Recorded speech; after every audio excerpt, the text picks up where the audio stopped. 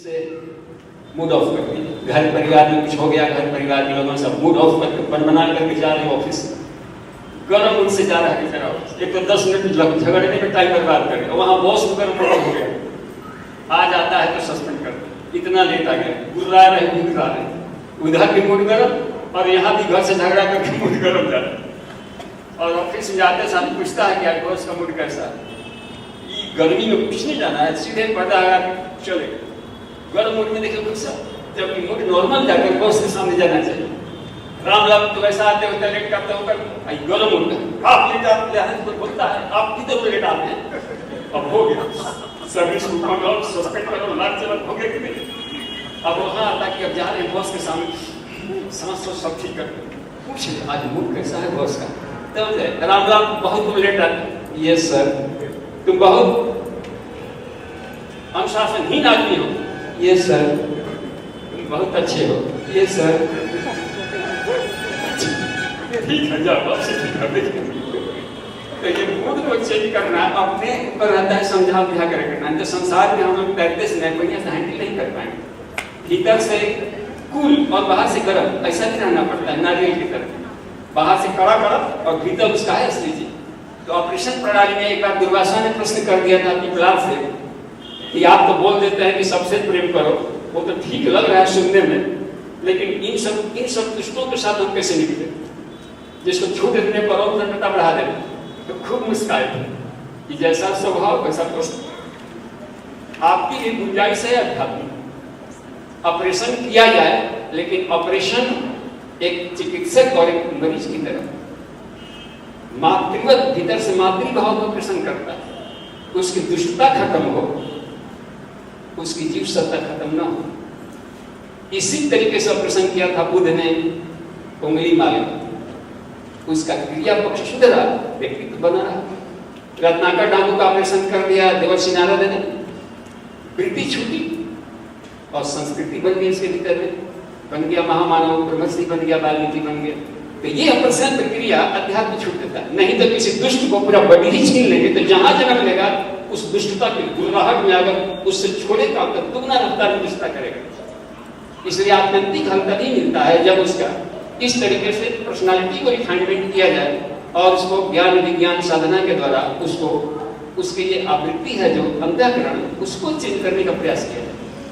तो ये अभी की लड़ाई है, यही मनुष्य में देवत्व का उदय, यानी अंतःकरण की सफाई, पर्सनालिटी का डेवलपमेंट, अंतःकरण अंत ऊर्जा सत्र की जरूरत है हर जगह चलाने का। तो आपको कुछ बात समझ में आ गई?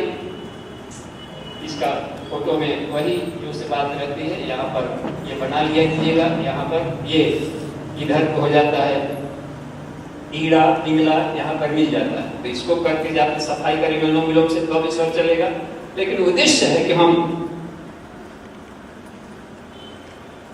देहेन्द्रियेषु वैराग्यम अनुरक्ते परितप्य, आत्मचेतना को पदार्थ चेतना पर नियंत्रण रखें और आप चेतना ईश्वर के अनुशासन में रहकर काम करें। इस स्टेज को प्राप्त करने को कहा जाता है स्वर सिंह में। चलते फिरते काम में भी ओम भूर्भुवः स्वः त्रयोलोक्याव्याप्तम् ओम ब्रह्मेषु हि स एव तत्त्वतो ज्ञानी यस्तद्विधि विचक्षणः। भूर्भुवः स्वः तीनों लोग हैं, आवृत्तियां हैं और सब में गॉड ओमनीप्रेजेंट है। तो एकांत में रहे तो भी ईमानदार हम बने रहे, क्योंकि हम तो देख रहे हैं हम क्या कर रहे हैं। देखते हैं सुषुम्ना वाला व्यक्ति हमेशा ईश्वरीय चेतना के साथ खेलते रहता है, ये वृत्ति बढ़ेगी। ठीक है, इसको समेट लेते हैं। आइए अब देखते हैं इसमें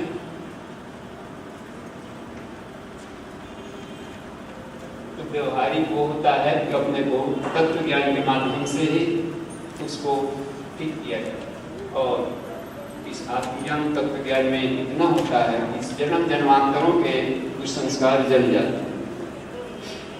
गीता में एक आत्म संयम योग अध्याय 6वां शायद, उसमें बताए हैं कि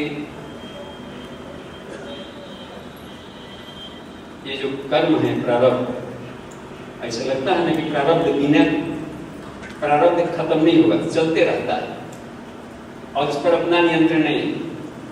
तो प्रारब्ध को भी काट देता है आत्मज्ञान। एक ही जन्म में यदि दोबारा जन्म न लेना हो तो सारे प्रारब्ध सारे क्रियमाण और सारे संचित सारे कर्मों को भस्म करना होता है। 3 वैरायटी के कर्म, जैसे हमको जन्म लेना होगा, कहाँ लेना होगा, क्या होने लगा, इसको बोल दिए ये हो जाता है क्रियमाण। हमको अपने ढंग से काम करने की छूट है, ठीक, अपनी बुद्धि के अनुसार पर करें। ये हो जाता है प्रारब्ध, जो हमें पक गया है और उसको भोगना। और ये हो जाता है संचित। अनंत जन्मों के पाप पुण्य को हम एक मनुष्य योनि में नहीं भर सकते। एक इंस्टॉलमेंट में जितना पका है उतने कहीं मिला, सिर्फ एक किस्त भर चुकाने में। अब देखिए इस अंतःकरण के विज्ञानियों को उसकी साधना से सबको कैसे भस्म किया जाए। तो उसमें बताए हैं कि हे अर्जुन, यथै निदहासि समिधोग्नि भस्मसात् कुरुते अर्जुन, ज्ञानाग्नि सर्व कर्माणि भस्मसात् कुरुते तथा। जैसे प्रज्वलित अग्नि ईंधनों को भस्म कर डालती है, ऐसे ही आत्मज्ञान की अग्नि सारे कर्मों को, चाहे प्रारब्ध हो, संचित हो, क्रियमाण हो, भस्म कर देता है। इसलिए तो इसकी साधना कर, ये अब क्रियमाण, इसको देखिए, प्रारब्ध वे होते हैं जो कि पक गए। तो पक गया है तो फल भोगना ही आएगा। आकाश में फेंका हुआ पत्थर गया पर से लौट के आएगा, तो ये हो जाता है पके हुए। वो अचानक एक्सीडेंट दुर्घटना रूप में कभी भी आ जाता है, वहाँ कोई गणित नाम काम नहीं करता, ये अपना बचाव करे, ऐसे नहीं आ जाएगा।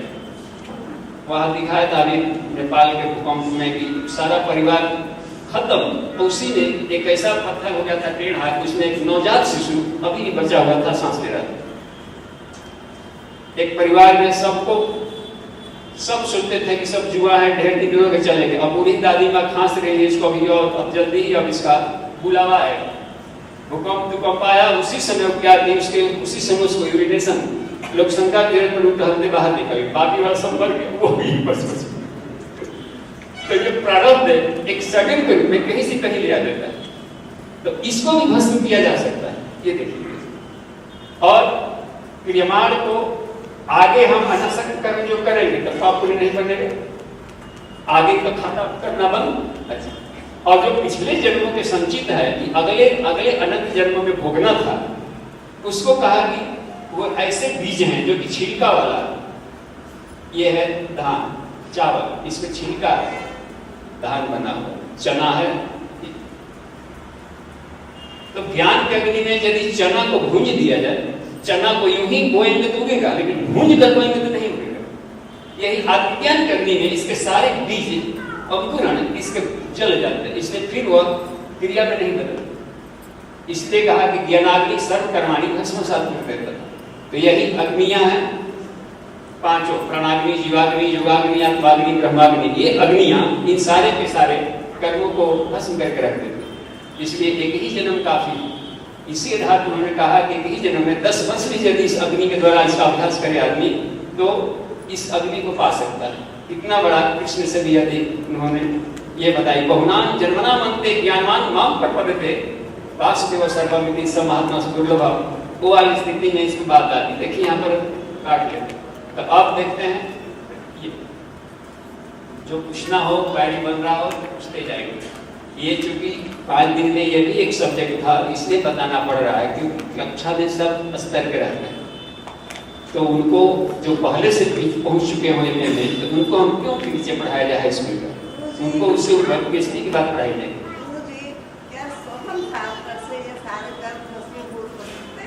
हाँ, 4 इसमें रीच क्लास है। सोहम कमजोर पड़ रहा है तो आत्मानुभूति जो उसी भी 3-4 वैरायटी कर देती है कि उससे नहीं भागा, इसको भी बम पटक कर देखिए, तो कुछ उससे फूटा तो उससे से फूट जाएगा।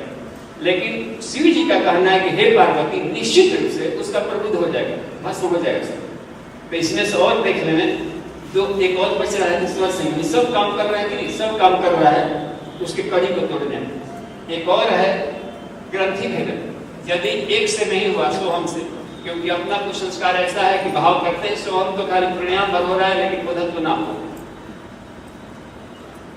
अनुलोम विलोम करके, स्वर संगम करके तब वो ध्यान करेंगे तो कुछ अधिक बोधत्व आएगा। श्वसन सुषुम्ना में भी चलती रहेगी। प्राण का ऊर्ध्वगमन होने लगता है, प्रकृति से स्वतः ही लगाव छूटने लगता है, ईश्वर से बढ़ने लगता है, इसलिए वो भी काम कर सकता है। और ग्रंथि भेदन एक है, वो गांठ फोड़ देगा, जो कि गांठ हमको बांध बांध कर नीचे रखा है, लंगर को ऊपर नहीं उठने दे रहा है, उन गांठों को फोड़ने को 3 वैरायटी की गांठें होती है, उसको फोड़ने को कहा इसमें, जो कि आत्म साक्षात्कार नहीं होने देता। ये गांठें आदमी के इन्होंने पाया कि आखिर आदमी वासना तृष्णा अहंता इसके गांठों में क्यों नहीं खोल पाता। पढ़े पढ़े भी लोग भी पुराने सारी साधना पद्धतियां कर रहे हैं, फिर भी मतलब वो गांठों को नहीं खोलने के चलते इसको आत्मबोध नहीं हो पाए। तो पाया ऋषियों ने कि ये शरीर की हड्डी है, यहाँ से चलो ये इस एरिया में एक, इस एरिया में एक और इस एरिया में एक,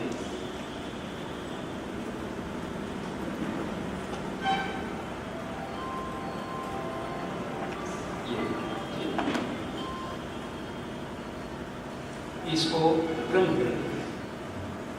देखिए इसका प्रैक्टिकल से क्या ताल्लुक है।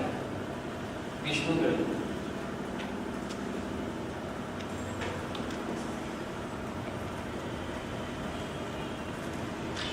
ये है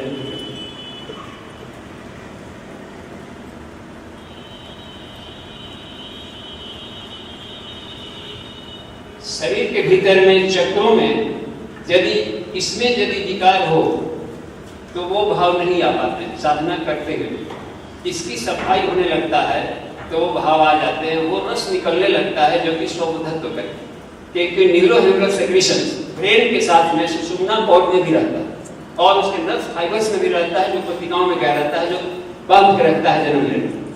और ये न्यूरोहेमरल सेक्रेशन निकालने वाली ध्यान प्रणालियां है। तो इधर की जो गांठें हैं, यहाँ मूलाधार और ये स्वादिष्ठान, ये 2 मिल करके गांठ बनाता है। 6 चक्र है तो 2-2 चक्र मिल करके एक गांठ बनाता है, 2 छोटे चाहिए गांठ मानते। तो मूलाधार स्वादिष्ठान मिल करके एक ऐसा गांठ बनाता है कि वासना का भूत सवार रहता है, चिपकाव एडिक्शन, इससे ये प्रगाढ़ बनाए रहता है। इसको ढीला करना हो तो यहाँ के चक्रों का यदि जागरण का अभ्यास किया गया ध्यान प्रणाली से, तो वो कचड़े निकलते हैं और उसका वासना का रूपांतरण होता है, काम शक्ति का ज्ञान शक्ति में रूपांतरण होता है। तो ट्रांसम्यूटेशन ऑफ फिक्स एनर्जी यहाँ पर होती है। उनका वांग्मय 15 पढ़ना चाहिए, उसमें लिखे हैं काम शक्ति का रूपांतरण। अंतिम उसमें देखिएगा, उसमें शब्द दिए हैं ट्रांसम्यूटेशन ऑफ सेक्स एनर्जी, ऐसा शब्द लिखे, यानी वह ऊर्जा, उल्लास, आनंद, जुनून का जो एक केंद्र है, वह जुनून पदार्थ की तरफ न जाकर के वह जुनून ऊर्ध्वगामी बने, तो वो है उमंग, उल्लास, पीड़ा का। ये इधर लग रहा है, अच्छा। तो ये यहाँ पर एक गांठ है दोनों का। ये जो गांठ है मणिपुर और ये अनाहत, इन दोनों को मिलाकर एक गांठ बनता है विष्णु ग्रंथि बोल। यह है विशुद्धि चक्र का, आज्ञा चक्र का, इन दोनों को मिलाकर एक गांठ बनती है, इसको ब्रह्म ग्रंथि। किन्हीं पुस्तकों में आप देखेंगे कि ब्रह्म ग्रंथि नीचे लिख दिया है, जैसे मुंगेर योगा विद्यालय के पीएमई साहित्य में देखेंगे आप, तो वहां पर लिखा हुआ है ब्रह्म ग्रंथि नीचे, रुद्र ग्रंथि ऊपर। तो नाम के नोमेनक्लेचर के क्रम में हम लोग रिजिड न होकर के इसके गुण चेंज लिखेंगे। यदि रुद्र को यहाँ लिखा गया है तो उसको सत्वगुणी दिया है, और यदि रुद्र को यहाँ लिखा गया है तो तमोगुणी दिया गया। ब्रह्म को यहाँ लिखा गया है ब्रह्मा, तो उसको तमो ले लिया है कि संसार को उत्पन्न करने वाला, उधर ले लिया प्रजा उत्पादन। यदि यहाँ लिखा गया है तो ब्रह्म ज्ञान से है इसका तर्क। तो गुरु जी ने यहाँ लिखा है, यहाँ पर ब्रह्म है, सत्व को ले लिया है ब्रह्म ज्ञान के रूप, और यहाँ पर तम ऊर्जा के रूप में लिया है। महाकाल है, महाकाली है, कुंडलिनी है, तो कुंडलिनी का अधिष्ठाता है, यह बन जाता है रुद्र। महाकाल प्राण का, तो रुद्र प्राण भी कहलाते हैं।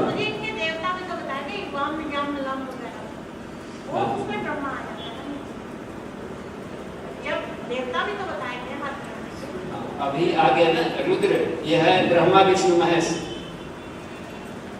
ब्रह्म ग्रंथि ब्रह्मा। हाँ, वो अलग बताएंगे, एक ही में सब बताएंगे तो सब हो जाएगा, पीछा तो लिखा भी नहीं पाएगा, पढ़ा भी नहीं पाएगा, और दिमाग को ध्यान करने में भारी लगेगा, जटिल।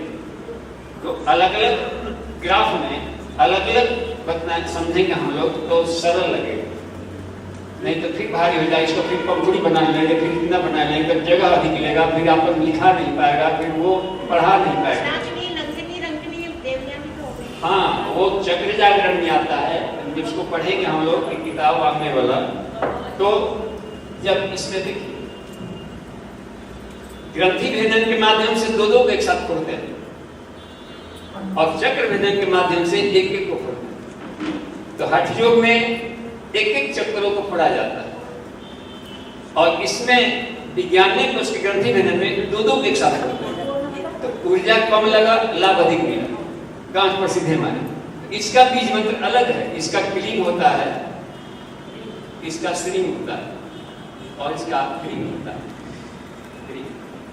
और इसमें महाबंध काम में आएगा। और इसे शक्ति चालनी मुद्रा कर रहे हो तो भी काम आएगा। जब शक्ति चालनी मुद्रा करते हैं तो भीतर अंतः कुंभक में सांस को रोक लिया। अब मूल बंध वाली प्रक्रिया को बार जैसे ये ऐसे चिमटा की तरह है,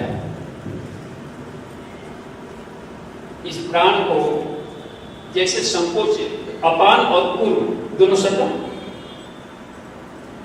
तो सटा तो अस्तार किया, जैसे अस्तार किया क्लीन क्लीन क्लीन, वो बीज मंत्र, वो ध्वनियां, वो आवाज इनके विद्युत आवेश को इतना तेज कर देता है और क्रिया कि ये दोनों के दोनों सोई हुई शक्तियां, यहाँ के तार जो आप कहें सैक्रल प्लेक्सस प्लस कार्डाइकोइनाइन तारों पीने से यह बिजली इतना सशक्त हो जाती है कि इसके सारे कचरों की सफाई हो जाती है और मूलबंध चूंकि लगाए हैं तो प्राण प्रवाह नीचे ले जाकर के ऊपर भागने लगता है। ये ग्रंथि भेदन सरल तकनीक है एक एक चक्रों को जगाने का अपेक्षा। तो गुरुदेव ने हर चीज को इतना सिंपल कर दिया है कि वर्षों में उसमें विक्षिप्त होगा, क्या होगा, कैसे होगा, साइड इफेक्ट डाल सकते हैं, लेकिन इसमें कोई साइड इफेक्ट की गुंजाइश नहीं और सहज ढंग से इसमें बीती जाएगी। तो ये इसमें करेंगे और जब चक्रों में जागरण करेंगे तब बीज का अलग अलग आएगा। यहाँ पर आ जाएगा लंग है, वंग है, यंग है, यहाँ का रंग है, यंग है, अंग है, ओम आएगा। लेकिन जब इसमें कर रहे हैं तो कोई हिरिंग से काम चलेगा और हिरिंग उसको लाभ दे देगा। हाँ, यहाँ आ गया ये। तो और गायत्री मंत्र भी जप रहे हो, भूर्भुवः स्वभूर्भुवः सम्मानित जप कर रहे हैं। अब बीच बीच में क्लीन थोड़ा सा भी स्मरण कर लिया, केवल स्मरण भी, तो ये वेद से मस्तिष्क स्मरण हुआ है तो सीधे जाकर इनमें क्षमता बढ़ा देता है बीज मंत्रों का। तो ये दोनों के नोट्स को एक एक गांठ में, अच्छा गांठ ये पड़ जाता है तो ये गांठ आदमी को बांध लेता है, ये सारे गांठ बांध लेते हैं। हम सतोगुणी साधना तो करते हैं, नहाना, पूजा पाठ करना, माला जपना, सात्विक भोजन लेना, व्रत उपवास करना। तो ये सात्विक सात्विक करते हुए सात्विक गांठ भी कभी कभी बन जाती है। मैनिया रोग, मैनिया मीनिया कहलाता है ना कि आदमी अब एलर्जी बढ़ जाता है, जो नहीं नहाएगा उससे घृणा करने लगता है और भिनिर भिनिर उसको लगने लगता है। खुद भी कहीं जाएगा तो 10 बार पैर धोएगा कि लगेगा कभी तक से हमको भिनिर भिनिर है। तो ये गांठ पड़ेगा और रोग बदल गया और इस गांठ के रहते आत्मा को कभी नहीं पाएगा। पूजा पाठ लाभ कर रहा है लेकिन गांठ न बन गया उसका। और सतोगुणी गांठ तमोगुणी से भी खतरनाक होता है। उसके भाव तो ऐसे रहते हैं कि चलिए हम कभी कभी कर लेते हैं और वो घृणा नहीं करेगा इन लोगों से, श्रद्धा रखता है बेचारे इतना है कि ऊपर गया। लेकिन ये उससे दूरी बढ़ा ली, घृणा कर ली तो ये गांठ इनसे ढेर खतरनाक होता है और वो बहुत ही रोग बनना जाता है। एक थे बेचारे पड़ोस में, उनके आ गए क्या बोलते हैं, उनके होते हैं ना जिसको पाहुन बोलते हैं, दामाद, पाहुन, बहनोई। अब वो बेचारी अकेले एक ही बाथरूम टॉयलेट था उनके घर में और उसमें कोई गया तो बिना नहाए छोड़ती नहीं, इतना महंगा हो गया। और बेचारे आए थे अपना ब्राह्मण सर थे, अब उनको पहले से जुकाम लेके आए थे। बेचारे को मालूम नहीं कि कितना बड़ा दंड होता है, क्या घर वाले जाने पर जाकर हो के आ गए और आके सो गए। यूरिन गए थे, आकर के सो गए। वो बेचारे कहाँ से तो देख रही आगे पाहुन नहाए नहीं आए थे तो वहां से सो गए कि तो नहाने वाला रात को तो सो गए, बोले फिर 5 मिनट, अभी तक से नहीं नहाए। उनको टेंशन हो गया, जब तक से नहा, बेचारे को नहाना पड़ा बुखार में, और नहाए तो कांपते आए इधर से। तो अब तो कहे कि आप तो मर जाएंगे, तभी दोबारा नहीं जाएंगे। तो बार बार जब भी जाना है वो खुद तो नहाना ही नहाना। तो देखिए कितना दिक्कत। तो बेचारे आधे रात को फिर लगा तो भाग करके पड़ोस में इस फ्लैट में आए थे। हम लोग करीब में आए यहाँ कि हम अब वहाँ नहीं जाएंगे, मर जाएंगे, बुखार लगा, जब करना है तब नहाना है। तो अब देखिए माइनिया हो गया, तो अब उसको कैसे हटाना? भिनीर वाला इनमें गंदगी लगी है, वो लगी है, वो डायरेक्ट अब उनको तत्व ज्ञान हटाए, बैठाए करके समझाया जाए। नहीं होता कितने आदमी बहुत वैरायटी का माइनिया, जैसे मान लें एकादशी को नमक छोड़ते हैं, खीर खाते हों और नमक छोड़ते हैं तो नमक से एलर्जी भी हो जाती है। कभी कोई छुआ दिया साइड से भी तो गए काम से। सबको मालूम है कि हमारा नमक नहीं खाता, साइड से बहुत चमक छुआ दिया, जैसे करंट आ गया हो। ये सब माइनिया है, सब पूरम गार्ड है। अब इस वक्त कड़कड़ में उनको हो गया। अब उनको कैसे ठीक किया? बैठाइए, आइए बैठिए, देखिए दादी ना यहाँ बैठिए। करंट जाता है ना इधर उधर, ठीक है। आपके थाली में है भगवान विष्णु का प्रसाद खीर, ठीक, तो खीर थाली से छुआया है तो थाली का करंट खीर में गया, और थाली जमीन से छुआया है, जमीन का करंट गया खीर, और आपका जमीन आपके टॉयलेट से छुआया है।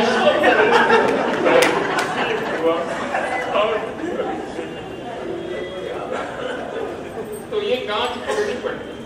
हम शुरू में 10 वर्षों का अस्वाद किए थे जुड़ते, और 15 वर्ष तक चला।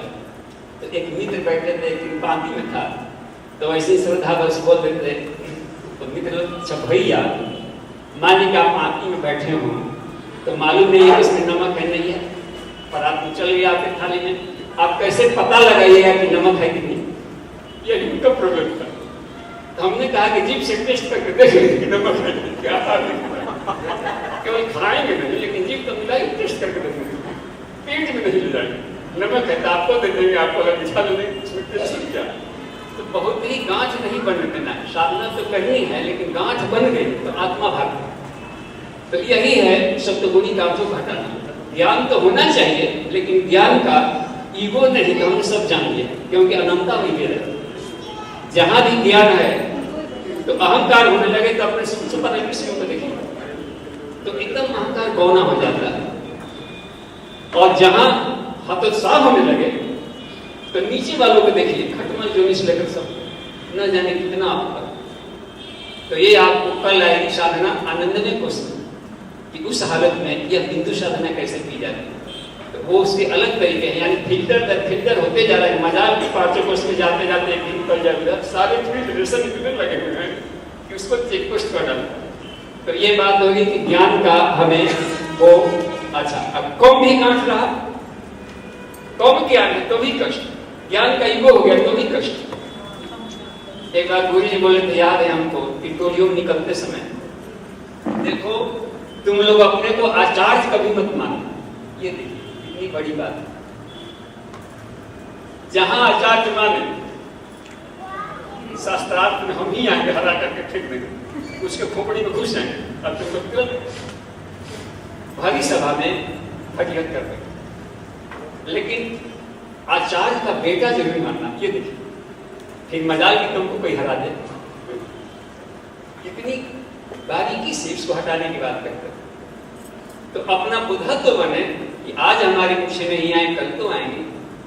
इसलिए हमेशा हम नहीं हुआ तो क्या हुआ, राम नहीं है तो क्या हुआ, राम का दूध तो है, और दूध की कोई ऐसे भी हत्या नहीं करता।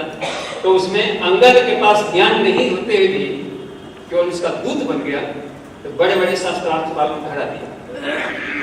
तो अपना ज्ञान पक्ष भी धीरे धीरे है प्रस्तुतिकरण का, वो भी बड़े अच्छे। अज्ञानता दुखों का कष्ट है, इसको कहते हैं ज्ञान पक्ष। ये ज्ञान है, ये है धन है, यह है शक्ति है। ये तीनों कम रहा तो भी कष्ट, ईगो बढ़ गया तो भी कष्ट है गांठ। तो इनको बैलेंस व्यवस्था में लाया जाए, और इसके बाद इसको सोशल बॉडी डेवलप करने में ले आए। तो अज्ञानता का कष्ट, जितने भी ऊंच नीच भेदभाव सब किए जाते हैं, अज्ञानता के चलते सारे कष्ट हैं। जड़ी बूटियों की जानकारी नहीं है। अब मान लीजिए कि जानकारी नहीं, दूध भी खा रहा है, मूली भी खा रहा है, साथ है, साइड इफेक्ट ला दिए, अज्ञानता के चलते हो गया। पपीता भी फायदेमंद है, करेला भी फायदेमंद है, लेकिन दोनों को साथ में मिला करके सब्जी बना के खा लिया तो खाया और मरा। तो ज्ञान लग रहा है ना कि ज्ञान तो हर जगह जरूरत पड़ती है। गोलगप्पा के ठेला पर खड़ा है, नीचे आंवला पर खड़ा है, आंवला पर खड़ा है गोलगप्पा, मालूम होता है कि ये जो गोलगप्पा नीचे वाला ये सारे लोगों को भगाने वाला है, तो फिर क्यों उसको लेगा, है ना। ज्ञानता के चलते कष्ट पड़ रहा है। ऐसे सोचे थे तो ये रोग हुआ था। साफ है कि पॉजिटिव हर जगह ज्ञानता के चलते दिक्कत पड़ रही है। एक बार पूछा था धर्मराज से, ये यमराज ने जब मर गए थे सब उसके भाई, जिंदा करना था कि सोच करके बताओ कि संसार में धनवान कौन है, जिंदा कौन है, बलवान कौन है, सुखवान कौन है। एक ही श्लोक बोले थे, ज्ञान माने वो धर्मान, ज्ञान माने वो बलवान, ज्ञान माने वो जीविता तस्मात् ज्ञानमय भव। इसलिए आदमी को ज्ञानवान होना चाहिए। जो ज्ञानवान है वही जीवित है। जिसको आत्मज्ञान नहीं है उसको ब्राह्मण संज्ञक नहीं कहा जाता। तो वो है बात, उसको देखिए इसमें। तो वो इसको भी बढ़ाने, अच्छा इससे समाज को लाभ दे, विष्णु ग्रंथि धन को भी बढ़ाने। जो परावलंबी व्यक्ति है वो समाज का सेवा अभ्यास नहीं कर सकता। इसलिए हमेशा साधक को स्वावलंबी आत्मावलंबन रह करके समाज में जानी चाहिए। तो कहीं न कहीं पद पैसे का लोभ आ जाए। ज्ञान देते समय अधिक पोथी तो पढ़ रहा है, लेकिन देखता है कि जजमान लाल वाला नोट चढ़ा रहा है, घड़ियां चढ़ा रहे हैं, इधर दृष्टि रहती है, सारा ध्यान इधर भी रहता है, क्या कब से हीरा कब। तो ये वृत्ति खतरनाक है। यदि अपने स्वावलंबी रहता, पहले हम लोग तरफ होता है खाटी पीने वाला होता था, खाट बल बाती बल, तो जो पीना वही खिलाता भी था। तो समाज की सेवा करे और अपने दे दी उसको, भस्म साथ कुछ देता था। जैसे प्रज्वलित अग्नि ईंधनों को भस्म कर डालती है, ऐसे ही आत्मज्ञान की अग्नि सारे कर्मों को, चाहे प्रारब्ध हो, संचित हो, क्रियामान हो, भस्म कर देता है। इसलिए तो इसकी साधना कर, ये अब क्रियामान, इसको देखिए प्रारब्ध वे होते हैं जो कि पक गए। तो पक गया है तो फल भोगना ही आएगा। आकाश में फेंका हुआ पत्थर गया है तो पर लौट के आएगा। तो ये हो जाता है पके हुए। वो अचानक एक्सीडेंट दुर्घटना रूप में कहीं भी आ जाता है, वहां कोई गणित नाम काम नहीं करता, ये अपना बचाव करे, ऐसे नहीं आ जाएगा। वहां दिखाया था अभी नेपाल के भूकंप में कि सारा परिवार खत्म, तो उसी में एक ऐसा पत्थर हो गया था टेढ़ा, उसमें एक नवजात शिशु अभी भी बचा हुआ था, सांस ले रहा था। एक परिवार में सबको सब सोचते थे कि सब जुआ है, ढेर दिन हो गए चलेंगे। अब बूढ़ी दादी माँ खांस रही है, इसको अभी और अब जल्दी ही अब इसका बुलावा है। भूकंप आया, उसी समय क्या थी उसके, उसी समय उसको यूरिनेशन, लोग शंका के पर टहलते बाहर निकल, बाकी वाला सब मर गए, वो भी बस। तो ये प्रारब्ध एक सडन के रूप में कहीं से कहीं ले आ जाता है। तो इसको भी भस्म किया जा सकता है, ये देखिए। और क्रियमाण को आगे हम अनासक्त कर्म जो करेंगे तो पाप पूरे नहीं बनेगा, आगे तो खाता करना बंद। अच्छा, और जो पिछले जन्मों के संचित है कि अगले अनंत जन्मों में भोगना था, उसको कहा कि वो ऐसे बीज हैं जो कि छिलका वाला, ये है धान चावल, इसमें छिलका है, धान बना हुआ, चना है। तो ज्ञान के अग्नि में यदि चना को भूंज दिया जाए, चना को यूं ही बोएंगे तो उगेगा, लेकिन भूंज कर बोएंगे तो नहीं उगेगा। यही आत्मज्ञान करने में इसके सारे बीज अंकुरण इसके जल जाते हैं, इसलिए फिर वह क्रिया में नहीं बदलता। इसलिए कहा कि ज्ञानाग्नि सर्व कर्माणि भस्मसात् कुरुतेत। तो यही अग्नियां हैं पांचों, प्राणाग्नि, जीवाग्नि, योगाग्नि, आत्माग्नि, ब्रह्माग्नि। ये अग्नियां इन सारे के सारे कर्मों को भस्म करके रख देती। इसलिए एक ही जन्म काफी। इसी आधार पर उन्होंने कहा कि एक ही जन्म में 10 वर्ष भी यदि इस अग्नि के द्वारा इसका अभ्यास करे आदमी, तो इस अग्नि को पा सकता है। इतना बड़ा कृष्ण से भी अधिक उन्होंने ये बताई। बहुनाम जन्मना मनते ज्ञानवान माम प्रपद्यते वासुदेव सर्वमिति स महात्मा दुर्लभ। वो वाली स्थिति में इसकी बात आती। देखिए यहाँ पर काट लेते। तो आप देखते हैं ये जो पूछना हो, क्वेरी बन रहा हो, पूछते जाएंगे।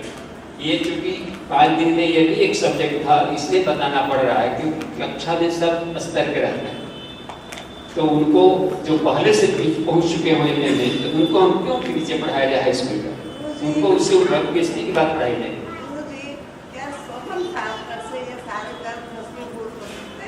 हाँ, 4 इसमें रिच क्लास है। सोहम कमजोर पड़ रहा है तो आत्मानुभूति जो उसमें भी 3-4 वेराइटी कर दे दिए कि उससे नहीं भागा, इसको भी बम पटक कर देखिए, तो कुछ उससे फूटा तो उससे से फूट जाएगा। लेकिन शिव जी का कहना है कि हे पार्वती, निश्चित रूप से उसका प्रबुद्ध हो जाएगा, भस्म हो जाएगा सब। तो इसमें से और देख लेने, तो एक और बच रहा है दूसरा संयम, सब काम कर रहा है कि सब काम कर रहा है, उसके कड़ी को तोड़ने। एक और है ग्रंथि भेदन, यदि एक से नहीं हुआ सोहम से, क्योंकि अपना कुछ संस्कार ऐसा है कि भाव करते हैं सोहम तो खाली प्राणायाम भर हो रहा है, लेकिन उधर तो ना हो। अनुलोम विलोम करके स्वर संगम करके तब वो ध्यान करेंगे तो कुछ अधिक उद्धत्व आएगा। श्वसन सुषुम्ना में भी चलती रहेगी, प्राण बहुत गौन होने लगता है, प्रकृति से स्वतः ही लगाव छूटने लगता है, ईश्वर से बढ़ने लगता है, इसलिए वो भी काम कर सकता है। और ग्रंथि भेदन एक है, वो गांठ फोड़ देगा, जो कि गांठ हमको बांध बांध करके नीचे रखा है, लंगर को ऊपर नहीं उठने दे रहा है, उन गांठों को फोड़ने को 3 वैरायटी की गांठें होती है, उसको फोड़ने को कहा इसमें, जो कि आत्म साक्षात्कार नहीं होने देता है। ये गांठें आदमी के इन्होंने पाया कि आखिर आदमी वासना तृष्णा अहंता इसके गांठों में क्यों नहीं खोल पाता। पढ़े पढ़े भी लोग भी पुराने सारी साधना पद्धतियां कर रहे हैं बेचारे, फिर भी मतलब वो गांठों को नहीं खोलने के चलते इसको आत्मबोध नहीं हो पाए। तो पाया ऋषियों ने कि ये शरीर की हड्डी है, यहाँ से शुरू ये इस एरिया में एक, इस एरिया में एक, और इस एरिया में एक,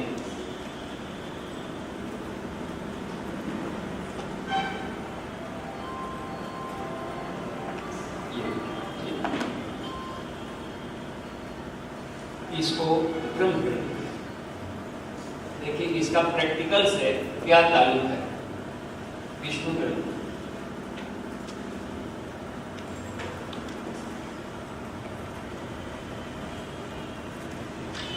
यह है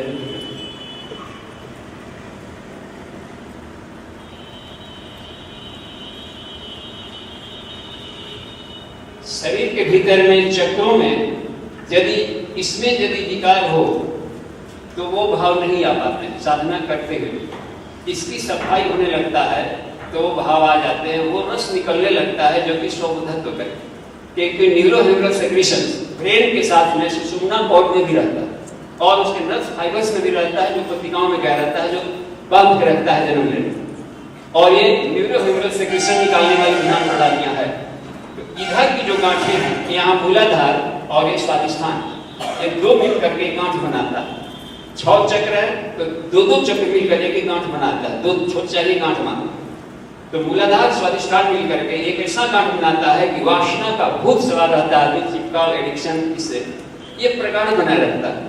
इसको ढीला करना हो तो यहाँ के चक्रों का यदि जागरण का अभ्यास किया गया ध्यान प्रणाली से, तो वो कचड़े निकलते हैं और उसका वासना का रूपांतरण होता है, काम शक्ति का ज्ञान शक्ति में रूपांतरण होता है।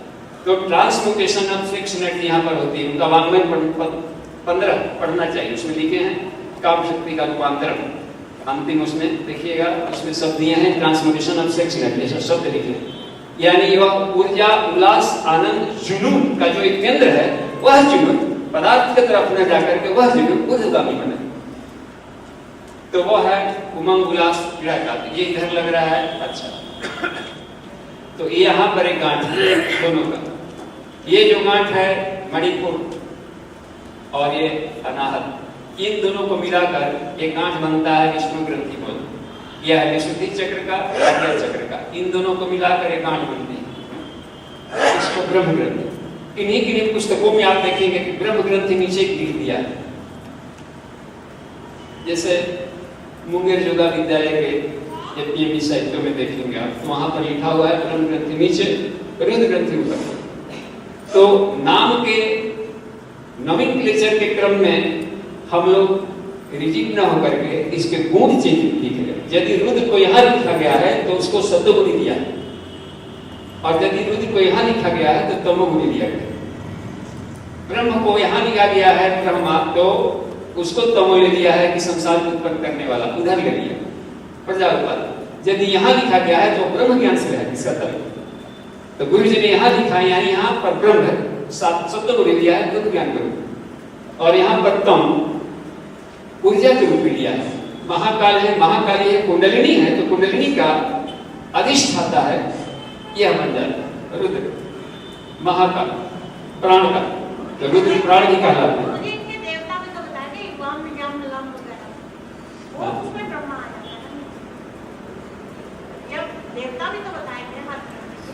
अभी आ गया ना रुद्र, यह है ब्रह्मा विष्णु महेश, ब्रह्म ग्रंथि ब्रह्मा। जैसे वाम यम लम ब्रह्मा। हाँ, वो अलग बताएंगे, एक ही में सब बताएंगे तो सब हो जाएगा पीछा, तो लिखा भी नहीं पाएगा, पढ़ा भी नहीं पाएगा, और दिमाग को ध्यान करने में भारी लगेगा, जटिल। तो अलग अलग ग्राफ में अलग अलग बताएं, समझेंगे हम लोग तो सरल लगेगा, नहीं तो फिर भारी हो जाए। इसको फिर पंखुड़ी बना लेंगे, फिर कितना बना लेंगे, जगह अधिक लेगा, फिर आप लिखा नहीं पाएगा, फिर वो पढ़ा नहीं पाएगा। हाँ, वो चक्र जागरण में आता है, जिसको पढ़ेंगे हम लोग की किताब आने वाला। तो जब इसमें देखिए ग्रंथि भेदन के माध्यम से दो को एक साथ खोलते हैं, और चक्र भेदन के माध्यम से एक को खोलते हैं। तो हठ योग में एक चक्रों को फोड़ा जाता है, और इसमें विज्ञान को उसके ग्रंथि भेदन में दो एक साथ खोलते हैं। तो ऊर्जा कम लगा, लाभ अधिक मिला, गांठ पर सीधे मारे। इसका बीज मंत्र अलग है, इसका क्लीन होता है, इसका श्रीम होता है, और इसका क्लीन होता है। और इसमें महाबंध काम में आएगा। और इसे शक्ति चालनी मुद्रा कर रहे हो तो भी काम आएगा। जब जब शक्ति चालनी मुद्रा करते हैं तो भीतर अंतः कुंभक में सांस को रोक लिया। अब मूल बंध वाली प्रक्रिया को बार, जैसे ये ऐसे चिमटा की तरह है, इस प्राण को जैसे संकोच अपान और पूर्व दोनों सटा, तो सटा तो अस्तार किया, जैसे अस्तार किया क्लीन क्लीन क्लीन क्लीन, वो बीज मंत्र, वो ध्वनिया, वो आवाज इनके विद्युत आवेश को इतना तेज कर देता है और क्रिया कि ये दोनों के दोनों सोई हुई शक्तियां, यहाँ के तार जो आप कहें सैक्रल प्लेक्सस प्लस कार्डियाकोइना, तारों पीने से यह बिजली इतना सशक्त हो जाती है कि इसके सारे कचरों की सफाई हो जाती है। और मूलबंध चुकी लगाए हैं तो प्राण प्रवाह नीचे ले जाकर ऊपर भागने लगता है। ये ग्रंथि भेदन सरल तकनीक है, एक एक चक्रों को जगाने का पीछे। तो गुरुदेव ने हर चीज को इतना सिंपल कर दिया है कि वर्षों में उसने विक्षिप्त होगा, क्या होगा, कैसे होगा, साइड इफेक्ट डाल सकते हैं, लेकिन इसमें कोई साइड इफेक्ट की गुंजाइश नहीं, और सहज ढंग से इसमें बीती जाएगी। तो ये इसमें करेंगे, और जब चक्रों में जागरण करेंगे तब बीज का अलग अलग आएगा। यहाँ पर आ जाएगा लंग है, वंग है, यंग है, यहाँ पर रंग है, यंग है, अंग है, ओम आएगा। लेकिन जब इसमें कर रहे हैं तो केवल हिरिंग से काम चलेगा, और हिरिंग उसको लाभ दे देगा। हाँ, यहाँ आ गया ये। तो और गायत्री मंत्र भी जप रहे हो, उनको सब उनको सम्मान जप कर रहे हैं। अब बीच बीच में क्लीन थोड़ा सा भी स्मरण कर लिया, केवल स्मरण भी, तो ये वेद से मस्तिष्क स्मरण हुआ है तो सीधे जाकर इनमें क्षमता बढ़ा देता है बीज मंत्रों में। तो ये दोनों के नोट्स को एक एक गांठ में, अच्छा गांठ ये पड़ जाता है, तो ये गांठ आदमी को बांध लेता है, ये सारे गांठ बांध लेते हैं। हम सतोगुणी साधना तो करते हैं, नहाना, पूजा पाठ करना, माला जपना, सात्विक भोजन लेना, व्रत उपवास करना। तो ये सात्विक सात्विक करते हुए सात्विक गांठ भी कभी कभी बन जाती है। मैनिया रोग, मैनिया मीनिया कहता है ना कि आदमी एलर्जी बढ़ जाता है, जो नहीं नहाएगा उससे घृणा करने लगता है, और भिनिर भिनिर उसको लगने लगता है। खुद भी कहीं जाएगा तो 10 बार पैर धरेगा कि लगेगा कभी तक से हमको भिनिर भिनिर है। तो ये गांठ पड़ गई और रोग में बदल गया, और इस गांठ के रहते आत्मा को कभी नहीं पाएगा। पूजा पाठ लाभ कर रहा है लेकिन गांठ न बन गया उसका। और सतोगुणी गांठ तमोगुणी से भी खतरनाक होता है। उसके भाव तो ऐसे रहते हैं कि चलिए हम कभी कभी कर लेते हैं, और वो घृणा नहीं करेगा इन लोगों से, श्रद्धा रखता है बेचारा इतना है कि वो कर लिया। लेकिन ये उससे दूरी बढ़ा ली, घृणा कर ली, तो ये गांठ इनसे ढेर खतरनाक होता है और वो बहुत ही रोग बनना जाता है। एक थे बेचारे